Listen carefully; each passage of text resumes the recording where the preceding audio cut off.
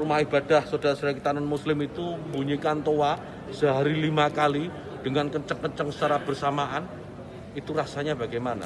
Yang paling sederhana lagi, tetangga kita ini kalau kita hidup dalam satu komplek itu misalnya, kiri, kanan, depan, belakang pelihara anjing semua.